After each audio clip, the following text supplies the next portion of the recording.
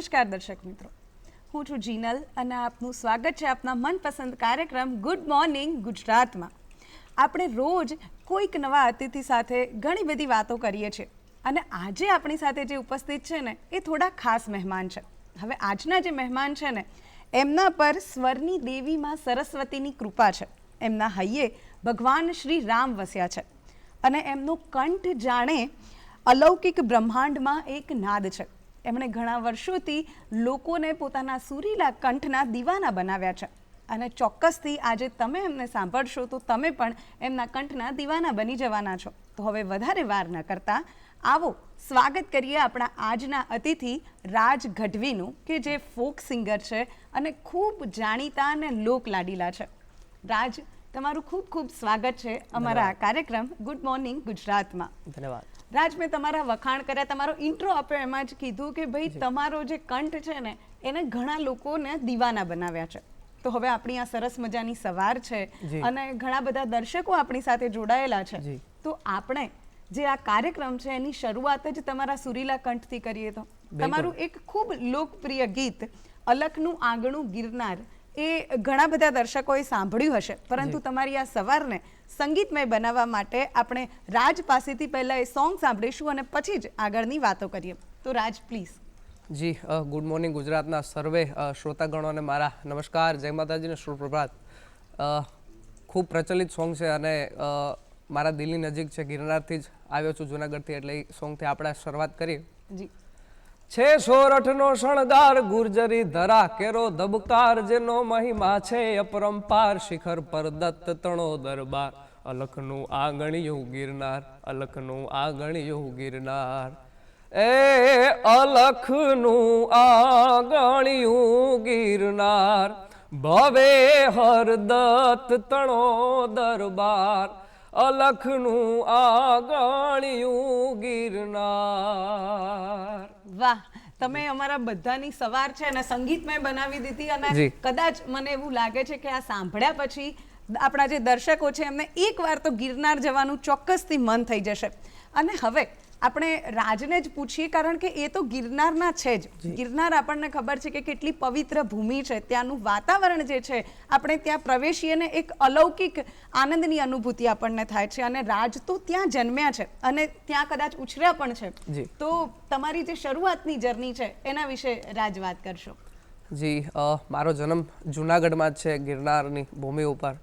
અને શરૂઆતથી થોડો ઘણો ખેલ મહાકુંભમાં, રમતમાં ઈચ્છા હતી. બેઝિકલી હું વોલીબોલમાં ઈચ્છા હતી. જી, અને 2 વર્ષ વોલીબોલ કચ્છમાં રમ્યો હતો. ત્યારબાદ જ્યારે કચ્છમાં વોલીબોલ રમતો ત્યારે તબલા વગાડતો. અચ્છા, ઓકે. જી, એટલે સંગીતમાં મારી શરૂઆત તબલાથી થઈ છે. અને મારી 13 વર્ષની ઉંમર હતી ત્યારે હું તબલા વગાડતો, ત્યારથી તબલા વગાડું છું. અને ધીમે ધીમે નાના મોટા પ્રોગ્રામમાં તબલા વગાડવાના પ્રોગ્રામ સાંભળવાના, કંઈક શીખવાનું, 100 રૂપિયા, 50 રૂપિયા, 150 રૂપિયા જે મળે, પ્રસાદી જે મળે છે એ લઈને આનંદ માણવાનો અને સંગીત પ્રત્યે એક અનોખો ભાવ, અનોખો પ્રેમ મળતો.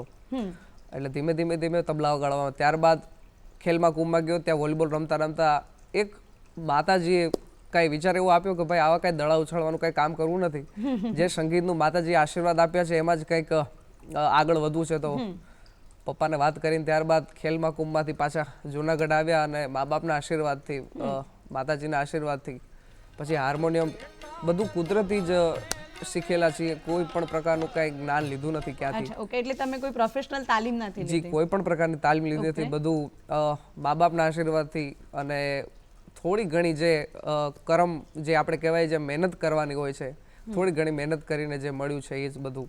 અને ત્યારબાદ આપસો બધાના આશીર્વાદથી થોડું ઘણું આગળ વધે. અચ્છા, તો તમે કોઈ પ્રોફેશનલ તાલીમ નથી લીધી, તો સૂરનું જે તમને જ્ઞાન છે એ તમારા ફેમિલીમાં કોઈ હતા, સિંગર હતા કે એવું હતું, કે પછી તમે આપમેળે જ કોઈ વિડીયોઝ જોયા હોય કે કેવી રીતે તમે? જી, આપને અને શ્રોતાગણોને જણાવતા ખૂબ જ આનંદ થાય છે મને. હમણાં જ તાજેતરમાં જેમને કાગ એવોર્ડ મળ્યો એવા દાદુ ખુમદાનજી, જે મારા મમ્મીના કાકા. અચ્છા, ઓકે. જી, ઘણા બધા રાહડા લખેલા છે એમને, ઘણા બધા દુહા લખેલા છે. પરમ પૂજ્ય નારાયણ સ્વામીથી લઈ અને ઘણા બધા કલાકારો એમના ટચમાં રહ્યા છે અને એમના શ્રોતાગણ તરીકે ખૂબ સાંભળ્યા છે એમને. એટલે મારા મોસાળ પક્ષમાંથી મને સંગીત મળ્યું છે. જી, ઓકે, એટલે મેઇનલી એવું કહી શકીએ કે તમારા મમ્મીના જે ફેમિલી મેમ્બર્સ હતા એનો વારસો તમે અત્યારે સાચવ્યો છે. બિલકુલ. અને પછી તમે જુનાગઢથી અમદાવાદ ક્યારે આવ્યા અને તમારી મ્યુઝિકની જે પ્રોફેશનલ જર્ની કહીએ એ કેવી રીતે શરૂ થઈ? જેને હું ગુરુ સમાન માનું છું અને મને આ લાઈનમાં સંગીતથી લઈને સ્ટેજથી લઈને ગુરુ જ્ઞાનથી લઈને અને સંગીત પ્રત્યે જ્ઞાનથી લઈને મને ઘણું બધું મળ્યું છે એવા મારા ગુરુ સમાન એવા કીર્તિદાનભાઈ ગઢવી. ઓકે, બધા પરિચિત જ છે. એમના દ્વારા મને ઘણું બધું જ્ઞાન મળ્યું છે અને એમના દ્વારા ઘણા બધા કામ અમદાવાદમાં મળ્યા છે. ઓકે, જેમ કે આપણે રેકોર્ડિંગ આલ્બમ સોંગ્સનું રેકોર્ડિંગ હોય છે, દેન પ્રોગ્રામ ઘણા બધા આ સિઝનમાં પ્રોગ્રામ મેં અમદાવાદમાં કર્યા છે ત્યારથી લઈને એટલે જુનાગઢથી અમદાવાદ મારે આવવાનું આ કાર્યક્રમોથી લઈને આવવાનું થયું છે. ઓકે, તો હવે એવું હોય કે દરેકનું જે પહેલું સોંગ હોય અથવા તો કોઈ એક્ટર હોય તો એમની પહેલી જે ફિલ્મ હોય અથવા તો પહેલી વાર જ્યારે એમણે અભિનય કર્યો હોય એ દરેક માટે સ્પેશિયલ હોય. તો તમારું પણ કોઈ એવું સ્પેશિયલ સોંગ હશે જે તમે પહેલી વાર લોકો માટે ગાયું હશે, તો એ કયું સોંગ હતું અને એ અમારા દર્શકોને સંભળાવશો? બધા જ શ્રોતાગણો અને મને ખ્યાલ છે ત્યાં સુધી બધાને ખબર છે. કીર્તિદાનભાઈ સાથે મારે જ્યારે પોરબંદરમાં પ્રોગ્રામ હતો, કથા દરમિયાન એક કાર્યક્રમ હતો અને તેમાં કીર્તિભાઈ સાથે મને પ્રથમ વખત જે મારી ઈચ્છા હતી વર્ષોથી જ્યારથી સંગીતમાં આવ્યો ત્યારથી કે ભાઈ કીર્તિભાઈ સાથે એકવાર મારે ગાવું છે અથવા એમની હાજરીમાં ગાવું છે, પણ આશીર્વાદથી સાથે ગાવાનો લાભ મળ્યો અને ત્યારે મેં પહેલું ગીત ગાયું જે આપણે ગોપાલભાઈ ભરવાડે ગાયેલું છે અને એ ગીત મને ખૂબ ગમતું એટલે મેં ગાયું હતું અને એના દ્વારા ખૂબ પ્રેમ મળ્યો છે. એ ગીતની એક કડી સંભળાવું. ઓ વાલાયા તો વાલપનું છે વાળ એને પાર તું તાર, વાલાયા તો વાલપનું છે વાળ એને પાર તું તાર, મારી આંખે ઉજાગરા દીને રાત, ક્યાં રમી આવ્યા કાનરા તલડી, વાલા થોડો હરખ તો દેખાડ, બડેલા ને ના તું બાળ, વાલા થોડો હરખ તો દેખાડ, બડેલા ને ના તું બાળ, મારી આંખે ઉજાગરા દીને રાત, ક્યાં રમી આવ્યા કાનરા તલડી. ખૂબ સુંદર, સખત. આ સોંગ આઈ થિંક બધા લોકોએ સાંભળ્યું જ હશે અને અત્યારે સાંભળ્યું તો પણ બધાને ખૂબ મજા આવી હશે, કારણ કે કેટલાક સોંગ કેવા હોય કે આપણે ગમે ત્યારે સાંભળીએ, સવારે સાંભળીએ, સાંજે સાંભળીએ, પણ એ જે મજા છે ને એ આપણને આવતી જ હોય છે અને આજે સવારમાં રાજે આપણને એ મજા કરાવી છે. હવે આગળ જો આપણે વાત કરીએ તો તમે લોક ગાયક બનવાનું અથવા તો લોક સિંગિંગ કેમ વધારે પસંદ કર્યું? જનરલી એવું હોય કે અત્યારની જે જનરેશન છે એ ઘણા બધા વેરિએશન કે ઘણું બધું એક્સપ્લોર કરતી હોય છે અને સંગીતમાં પણ આઈ એમ શ્યોર ઘણા બધા જોનરા છે, રાઈટ? તો તમે આપણા ગુજરાતના લોક સંગીતને આગળ વધારવાનું કેમ પસંદ કર્યું?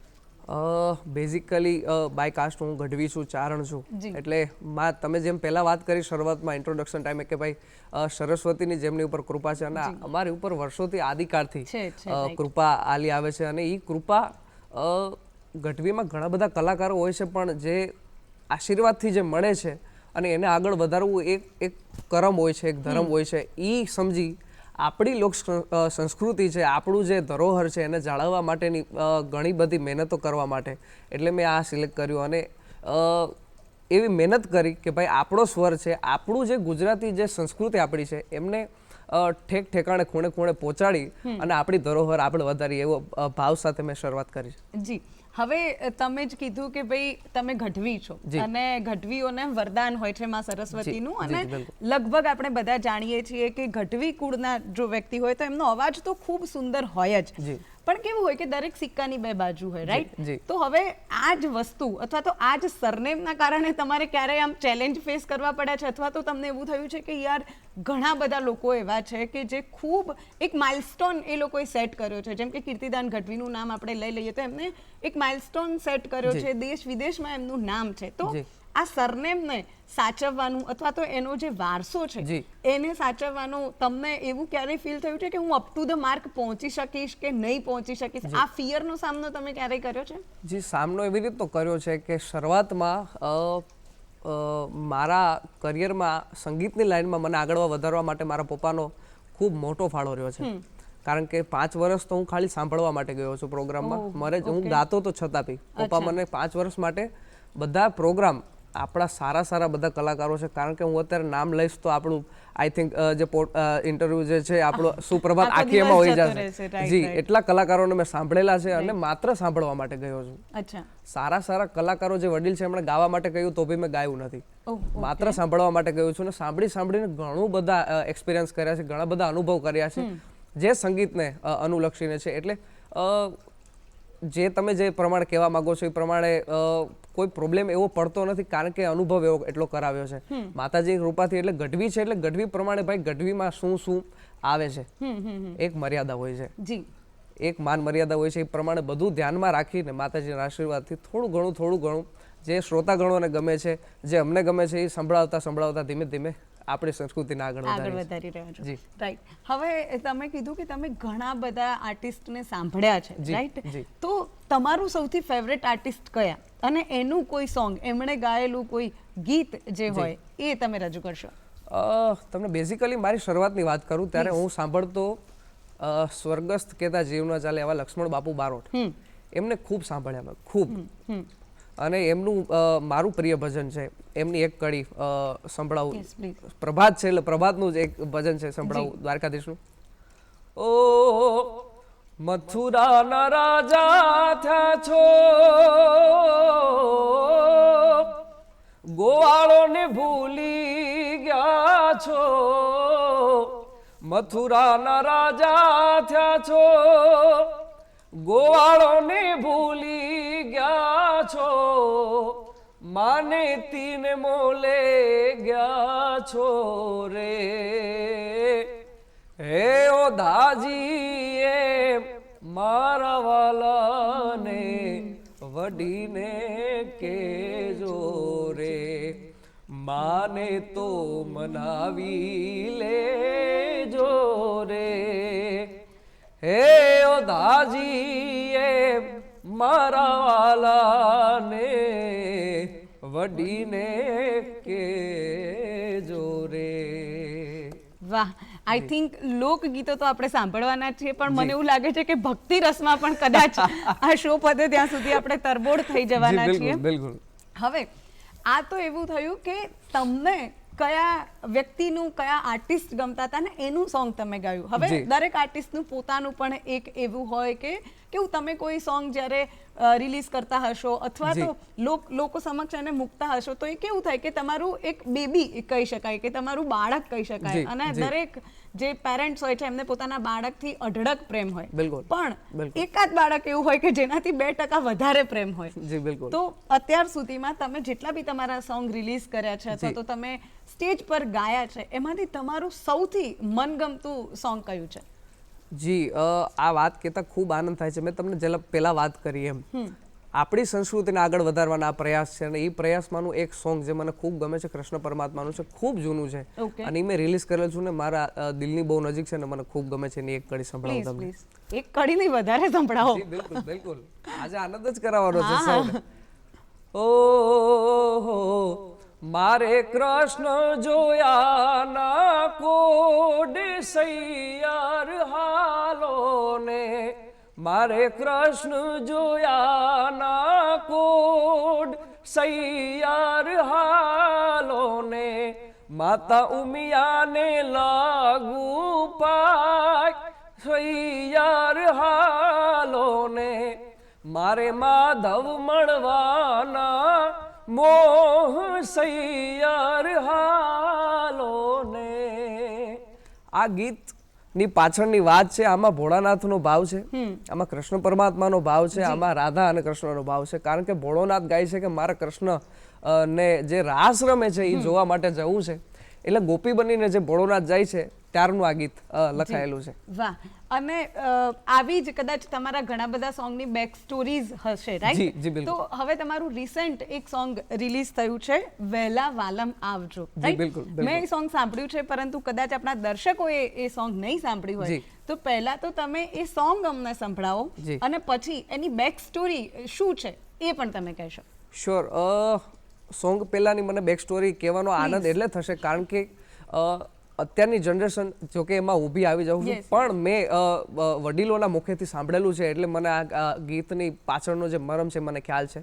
મેં તમને પહેલા વાત કરી એમ હું આ વાત હું કહેતો જ રહીશ, કારણ કે અત્યારના જે કલાકારો અમારી ઉંમરના છે એ બધા ઉપર એક બહુ મોટી જવાબદારી છે લોક સંસ્કૃતિની, કે ધરોહર આપણી છે જળવાય એ માટેની હું નાની મોટી વાત કરતો રહીશ.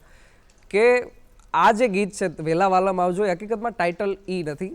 જે જૂનું આપણી પરંપરાનું સોંગ છે નણદલના વીર વિના એકલા હોજી રે, બધાએ સાંભળેલું જ છે. પણ અત્યારના સમય પ્રમાણે જે મતી સૂજે છે એ પ્રમાણે મેં ગીત લખેલું છે, મેં પોતે લખેલું છે આ ગીત જી. અને પણ એમાં જે મુખડું જે છે એનો અંતરો છે એ જે જૂના સોંગનો છે એવી રીતનો લખેલો છે. નણદલ એટલે આપણી જે નણંદ હોય છે એમનો વીર. એટલે એક પત્ની છે એ પોતાના પતિને નામથી નથી પુકારતી, કારણ કે આપણી જે જૂની પરંપરા છે એને જાળવી રાખીને આ ગીત લખાયેલું છે. નણંદના વીર એટલે કે એમને પોતાના પતિને નામથી સંબોધીને નથી બોલાવતા, બહુ મર્યાદાથી અને બહુ માનથી બોલાવી રહ્યા છે. એટલે આપણી જે જનતા છે એમને આ ગીત એટલે પ્રિય લાગે છે, કારણ કે માન છે, મર્યાદા છે અને શબ્દોમાં ભાવ છે. એમની એક કડી તમને સંભળાવું. ઓ નણદલના વીર વિના એકલા હોજી રે, નણદલના વીર વિના એકલા હોજી રે, સુના મંદિર થવા જાય હોજી રે, કે દુની જો તમારી વાત, વેલા વાલમ ઘેરે આવજો, કે દુની જો તમારી વાત, વેલા વાલમ ઘેરે આવજો. વાહ, એટલે પોતાના વાલમને બોલાવી રહ્યા છે, સ્ટીલ એમનું નામ નથી લઈ રહ્યા. જી બિલકુલ. અને કદાચ આ જ જે આપણા ગુજરાતી ભાષાની જે છે ને એ સુંદરતા છે અને એની વિશાળતા છે કે એટલા ઘણા બધા ફ્રેઝિસ છે કે આપણે વ્યક્તિને સંબોધી શકીએ પણ તેમ છતાં એનું નામ ના લઈએ. જી બિલકુલ. તો દર્શક મિત્રો, હજુ ઘણી બધી વાતો આપણે રાજ સાથે કરવાની છે, ઘણા બધા સોંગ એમના મુખેથી સાંભળવાના છે, પરંતુ અત્યારે સમય થયો છે એક નાનકડા વિરામનો. મળીએ વિરામ બાદ. વિરામ બાદ આપનું સ્વાગત છે. આપણે વિરામમાં જતા પહેલા રાજ સાથે ઘણી બધી વાતો કરી અને વાતો કરતા વિશેષ આપણે એમના મુખેથી ઘણા બધા સોંગ સાંભળ્યા અને કૃષ્ણ ભક્તિમાં લીન થયા અને જતા જતા શિવની પણ આપણે વાત કરી. હજુ વધારે વાતો કરવાની છે એમની જર્ની વિશે, એમના અનુભવો વિશે. તો આવો ચર્ચા શરૂ કરીએ રાજ સાથે. તો રાજ, હવે મારે એ પૂછવું છે કે તમે ઘણી બધી જગ્યાએ શોઝ કરો છો, રાઈટ? તમે સ્ટુડિયોમાં રેકોર્ડિંગ કરવા જાઓ છો, લાઈવ શો તમે કર્યા છે દેશમાં વિદેશમાં ઘણી બધી જગ્યાએ. તો એવો કોઈ અનુભવ ખરો કે જે ફની હોય અથવા તો ખૂબ સારો હોય, જે હંમેશા તમને યાદ રહી જશે? ફની હોય કે હોરિબલ એક્સપિરિયન્સ હોય, કંઈ પણ એમ એવો કોઈ એક્સપિરિયન્સ તમે દર્શકો સાથે શેર કરશો? જી, જે મેં વાત કરી આ વાલપ જ્યારથી વાયરલ થયું છે ત્યારથી પ્રોગ્રામમાં ઘણા બધા એવા કોમેડી સીન થાય છે. કોમેડી તો નહીં પણ એ પ્રેમ હોય છે, પણ એ હકીકતમાં બહુ કોમેડી બની જાય છે. ઓકે. કારણ કે એક સાથે 5-7 હજારની મેદની બેઠી હોય છે અને એ જ્યારે કોઈ ગમે એ 2-5 વ્યક્તિ ફરમાઈશ કરે છે કે ભાઈ વાલપ વાલપ, અને બધું સડનલી બધું બંધ હોય છે અને એ 3-4 અવાજ વોઇસ કરે છે કે ભાઈ વાલપ વાલપ, ને જે પછી પબ્લિકનો પડકારો પડે છે. એ એક કોમેડી સીન એટલે થાય છે કારણ કે એ લોકોને ખબર નથી હોતી કે આપણે શું કરીએ છીએ, પણ એનો પ્રેમ એટલો હોય છે કે પબ્લિકને આનંદ કરાવી દે છે. એવી રીતના અનુભવ થયા છે. ત્યારબાદ કાર્યક્રમ પૂરો થાય છે, ત્યારબાદ મારું ફેસ 2-3 કલાકારો છે એમની જોડે મારું ફેસ મેચ થાય છે. એક આપણા ગોપાલભાઈ સાધુ છે, એક આપણા જુનાગઢના અમારું ગૌરવ રાજભા છે, એક કિંજલબેન દવેના ભાઈ છે આકાશભાઈ દવે, એમના જેવા ફેસ મેચ થાય છે. તો એક ઘટના એવી ઘટી, એરપોર્ટમાં આકાશભાઈ દવે એકવાર હતા, મને એમણે વાત કરી હતી. હું તો ખૂબ હસ્યો, ખૂબ એટલે ખૂબ. એરપોર્ટમાં હતા, બેઠા હતા, એકલા હતા, કિંજલબેન સાથે નતા. તો એક જણ એમની પાસે આવ્યો ને કે તમે રાજ ગઢવી નહીં કે? તો આકાશભાઈને ખબર પડી કે ભાઈ મારું ફેસ રાજભાઈ જેવું દેખાય છે, એટલે તો આકાશભાઈ સામે તો કે હા હા ભાઈ હું રાજ ગઢવી. ઓકે, વન સેલ્ફી કે? તો કે ઓકે શ્યોર શ્યોર. ઓકે, એમની સાથે સેલ્ફી પડાવી લીધી છે. તેન પછી ઓલા વ્યક્તિએ સ્ટોરી મેન્શન કરી, એટલે મારામાં સ્ટોરી આવી કે ભાઈ આ, મેં કીધું આકાશભાઈ ફોટો પડાયો અને મને કેમ મેન્શન કરે છે? તો પછી આકાશભાઈ નો કોલ આવ્યો, ભાઈ કે સ્ટોરી આવી તમને? મેં કીધું હા, મને કે તમારો ઉપયોગ કર્યો છે મેં. એટલે એવી રીતનું. પછી ત્યારબાદ કોઈ કાર્યક્રમ પતાવીને આપણે નીચે આવીએ છીએ તો કોઈ આપણા અંગત મિત્રો હોય છે અથવા ફેન હોય છે, આપણા ચાહક હોય છે, મળીએ તો કે પ્રોગ્રામ પતાવીને આ તો મળે આપણને, અરે વાહ ગોપાલભાઈ વાહ તમે આનંદ કરાવી દીધો, અરે વાહ રાજભા વાહ તમે તો આનંદ કરાવ્યો. તો મેં કીધું ધન્યવાદ ધન્યવાદ ભાઈ ધન્યવાદ. એવી રીતના ઘણા કોમેડી સીન બનતા હોય છે કાર્યક્રમોમાં. પણ I think I am sure કે ભલે તમારો ફેસ સિમિલર હોય પણ તમારો અવાજ જે છે એ તમારી યુનિકનેસ છે, અને અવાજ આઈ થિંક કોઈ સિમિલારિટી નહીં આવતી હોય એમાં. હવે તો બસ અવાજની જ વાત કરી છે તો તમારા અવાજમાં બીજું એક સોંગ મારે સાંભળવું છે કે સુખકારી મારી આઈ સોનબાઈ જે તમે ગાયેલું છે, એ સોંગ પ્લીઝ સંભળાવશો. જી, આના શબ્દો કવિ સિદ્ધ ચારણે લખેલા છે અને ભરત ભમર યુટ્યુબ ચેનલમાંથી આ રિલીઝ કરેલું હતું સોનલ બીજના પર્વ ઉપર, એમની એક કડી સંભળાવું. હો નિત પ્રભાતે હું સમરું સદાય, સુખકારી મારી આઈ સોનબાઈ. નિત પ્રભાતે હું સમરું સદાય, સુખકારી મારી આઈ હોનબાઈ. ભાવે ભાવે ભજું હું સદાય, સુખકારી મારી આઈ હોનબાઈ. નિત પ્રભાતે હું સમરું સદાય, સુખકારી મારી આઈ હોનબાઈ. મનથી મુજાવ હિંમત જાવ બધી હારી, ચિંતા સતાવે બીજું હુજે નહીં કાઈ. ઓ ભાવે ભાવે ભજું સદાય, સુખકારી મારી આઈ સોનબાઈ. વાહ, આ તો જાણે એવું થઈ ગયું કે પહેલાના સમયમાં એવું હતું કે પ્રભાતમાં પ્રભાતિયા ગાતા, અને આઈ થિંક તમે પ્રભાતનો ઉલ્લેખ કર્યો છે આમાં, અને મને એવું લાગે છે કે દર્શકોની જે સવાર છે એનું એક આ પ્રભાતિયું કદાચ તમે સાંભળી લીધું છે. હવે વાત એવી છે કે તમે સવારે આવી ગયા છો અહીંયા, સવારમાં તમે ગાઈ રહ્યા છો, છતાંય તમારો અવાજ ખૂબ સુંદર છે અને એટલો જ સૂર, અત્યારે કોઈ જ ઓટો ટ્યુન નથી, કોઈ જ હાર્મોનિયમ સૂર સેટ કરવા માટે નથી, સ્ટીલ તમે આટલું સુરીલું ગાઈ રહ્યા છો. તો તમે કોઈ રૂટીન ફોલો કરો છો ખરું? કે ઘણા બધા સિંગર્સ કરતા હોય કે ભાઈ ગરમ પાણી જ પીવું કે ઓઇલી ફૂડ ના ખાવું, એવું તમારું કોઈ રૂટીન છે ખરું? પર્ટિક્યુલર મારી વાત કરું તો પહેલી તો કૃપા. ઓકે. હું ખૂબ માનું છું અને અત્યારની જનરેશનને હું એક નાના ભાઈ તરીકે હું એક રિક્વેસ્ટ કરી કે મા બાપના આશીર્વાદમાં ખૂબ જોર હોય છે, ખૂબ બળ હોય છે, અને હું એમાં ખૂબ માનું છું. અને એમના આશીર્વાદથી જ મારું ગળું ખૂબ સારી રીતે ટ્રેન કરે છે. હું કોઈ પણ જાતની પરેજી એવી રાખતો નથી, બસ ખાલી ફ્રીજનું એવું કંઈ નથી ખાતું, હા ઠંડુ પાણી નથી પીતો, એવી રીતનું કંઈ ખાતો નથી. પણ વાતાવરણના લીધે થોડું ઘણું જે પ્રોબ્લેમ થાય છે એ ચાલે, બાકી તો બીજું ખાવામાં થોડી ઘણી પરેજી, બાકી ખાવાનું તો મસ્ત રીતે લાગતું નથી જોઈને. જી દેખાતું નથી કારણ કે દોડાદોડી એટલી હોય છે. રાઈટ. જેટલા મળે છે અંગત મિત્રો મળે છે, પરિવાર મળે છે, મમ્મી પપ્પા, ભાઈ, મારો મોટો ભાઈ, બધા એમ જ કહે છે કે ભાઈ તું આટલું ખા છો, જાય છે ક્યાં? જી જાય છે ક્યાં? મેં કીધું ભાઈ મારી આંખે ઉજાગરા. રાઈટ બરોબર છે. તો હવે તમે કીધું કે ઉજાગરા થતા હશે તમારે, શોના લીધે સતત ટ્રાવેલિંગ થતું હોય છે, તો જનરલી જ્યારે આવી રીતે ટ્રાવેલિંગ ના હોય અથવા તો શોઝ તમારા થોડા ઓછા હોય તો ફ્રી ટાઈમમાં તમારું શું રૂટીન હોય છે? કેવી રીતનો દિવસ હોય છે તમારો? ફ્રી ટાઈમમાં મારા 3 પ્રકારના કાર્ય હોય છે.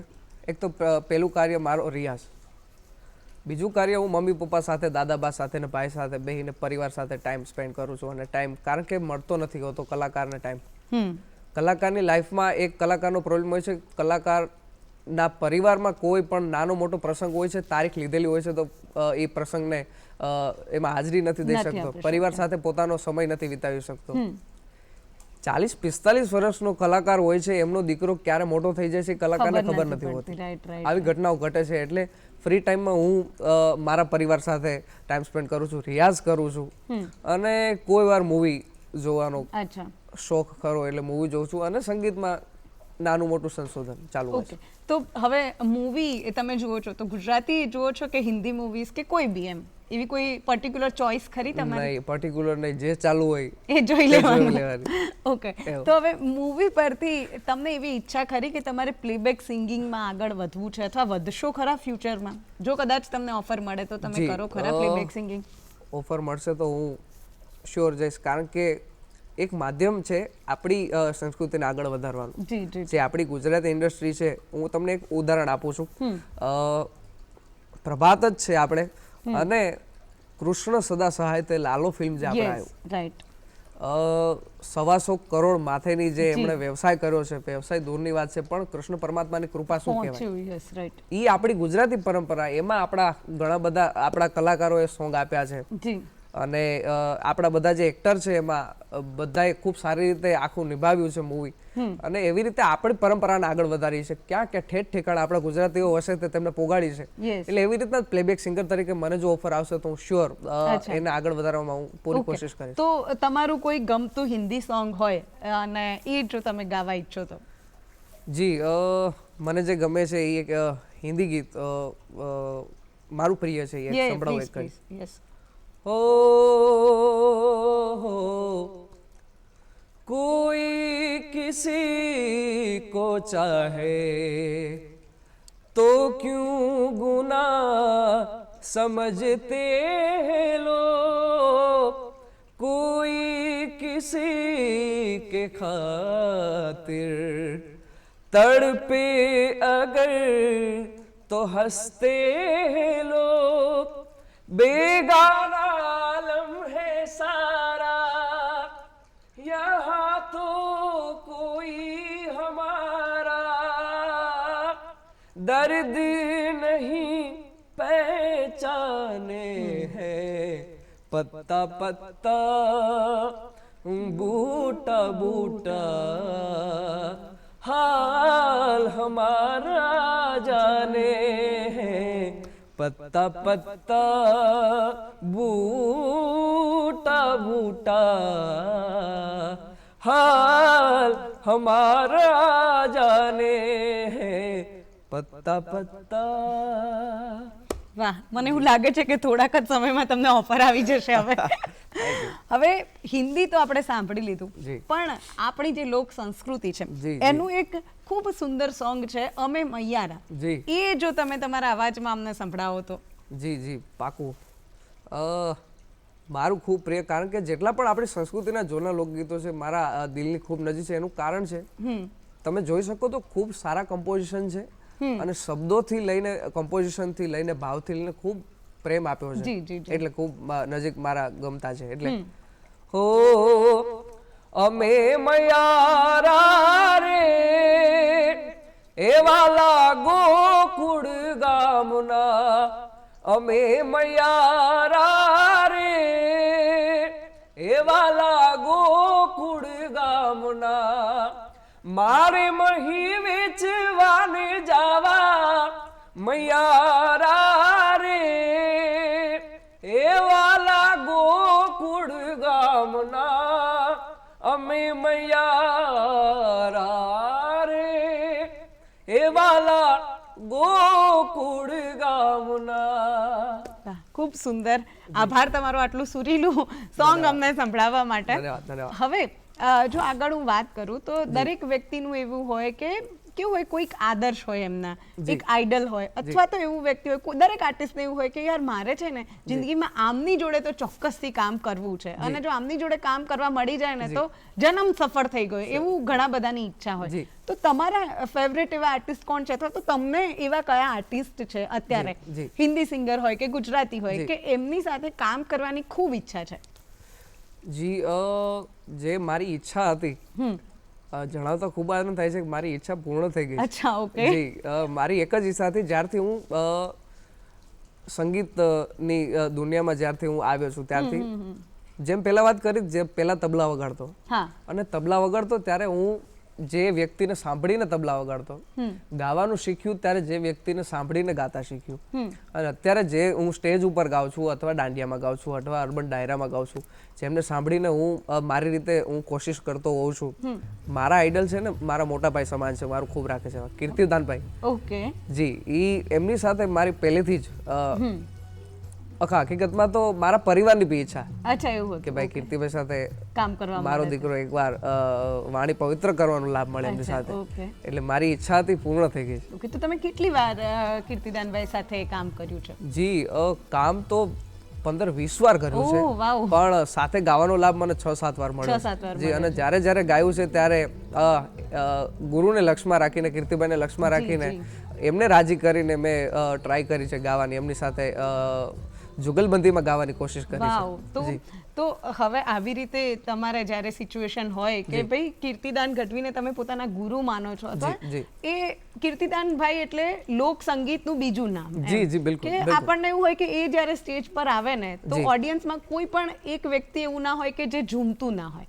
તમને એક વસ્તુ વચમાં માફ કરજો કહેવા માંગીશ, કારણ કે હું કહીશ તો થોડીક એમના માટે એમને અતિશયોક્તિ લાગશે, કારણ કે 30-35 વર્ષથી જે વ્યક્તિ એક જ લાઈનમાં છે અને સમય પ્રમાણે એમના અવાજથી જે શ્રોતાગણો, કારણ કે જનરેશન પ્રમાણે, સમય પ્રમાણે શ્રોતાગણ ચેન્જ થતું જાય છે. જેમ પહેલા વાત કરી, જેમ જૂના આપણી પરંપરાના જે ડાયરા થતા એ અલગ હતા, વચમાં જે ડાયરા થતા એ બી અલગ હતા, અને અત્યારે જે ડાયરા થાય છે અલગ થાય છે. તમે જોઈ શકો છો 3 ડાયરામાં એમનો જે કલર હોય છે, એમનો જે ટોન જે પબ્લિકને આપે છે, પબ્લિકને ચોક્કસપણે ગમે છે. એનું કારણ એક જ છે કે ભાઈ એ સમય પ્રમાણે હાલે છે અને એમની ઉપર માં મોગલની પૂર્ણ કૃપા છે, અને સમય પ્રમાણે હાલે છે, પાછું સમય પ્રમાણે પબ્લિકને આનંદ કરાવતા રહે છે. એટલા માટે મેં એમને ગુરુ માનું છું, સંગીત ગુરુ મારા માનું છું, કારણ કે મને બધું મળી રહે છે એમની પાસે. એટલે બસ એ જ હું એ જ કહું છું કે એમનો જ્યારે કાર્યક્રમ ચાલતો હોય ત્યારે 20 વર્ષનો યુવાન હોય ને એ પણ એટલો જ મોજથી બેઠો હોય, અને 70 વર્ષના કોઈ દાદા હોય ને એ પણ મજા જ કરતા હોય, રાઈટ? તો હવે તમે આવા વ્યક્તિ સાથે જ્યારે સ્ટેજ શેર કરતા હો તો ઇનર ફિલિંગ શું હોય છે, એમ તમારા મનમાં શું ચાલી રહ્યું હોય છે?